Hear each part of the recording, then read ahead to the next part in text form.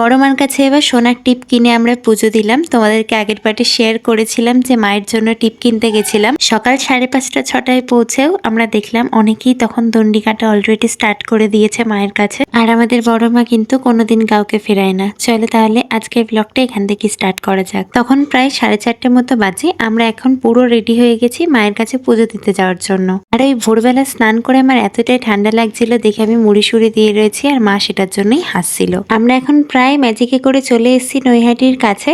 আর তোমাদেরকে দেখালাম যে এখনো কিন্তু ঠিকঠাক করে সকালের আলো ফুটেনি। এবার চলো তাড়াতাড়ি করে যাওয়া যাক বড়মার মন্দিরের সামনে। কতটা সকাল আশা করি তোমরা বুঝতেই পারছো, রাস্তায় কোনো লোক নেই আর দোকান টোকান সব খুলে গেছে। মন্দিরের সামনে গিয়েই আমরা প্রথমে কিনে নিলাম মায়ের জন্য বাটা। প্রায় 5:30 থেকে 5:45টার মধ্যে আমরা পৌঁছে গেছিলাম, আর তখনও দেখো কত বড় একটা লাইন পড়েছিল। তারপর আমাদেরকে একদম সুন্দর করে জয় বড়মা লেখা একটা তিলক কেটে দিল। এখন জানো তো বাটার উপরে একটা করে পদ্ম ফুল দেয়, সেটা দেখলে কিন্তু বেশ ভালো লাগে। আর মন্দির প্রায় খুলে দিয়েছিল 6টা থেকে 6টা 10-15-র মধ্যে।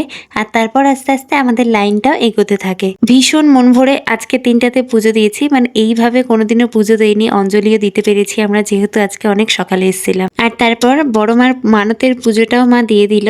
যে মা সোনার টিপটা বানিয়েছিল সেটাও ওখানে দিয়ে দেওয়া হলো। প্রসেসিংটা এতটাই তাড়াতাড়ি হয়েছিল আমি তোমাদের সাথে ভিডিও শেয়ার করতে পারিনি। তারপর বড় মার মন্দিরটা তোমাদেরকে একবার দেখিয়ে দিলাম, আর সেখান থেকে ফুল নিয়ে এখন যাব বাড়ি। জানো তো ভীষণ জোরে খিদে পেয়ে গেছিল। প্রথমে একটু আমরা চা খেয়ে নিলাম মুডটাকে ফ্রেশ করার জন্য, আর তারপর খেয়ে নিলাম মা আর আমি নানপুরি আর ছোলার ডাল। সকালবেলা একটু একটু খিদে পেয়েছিল, আর এটা খেতে বেশ ভালোই লাগছিল গরম গরম। আমাদের খাওয়া দাওয়া কমপ্লিট করে আমরা এরপর বাড়ি আসার উদ্দেশ্যে রওনা দিলাম। জানি না তোমাদের এই মিনি ব্লগগুলো কেমন লাগে, কিন্তু আমার বেশ ভালো লাগে জানো তো তোমাদের সাথে সবকিছু শেয়ার করতে।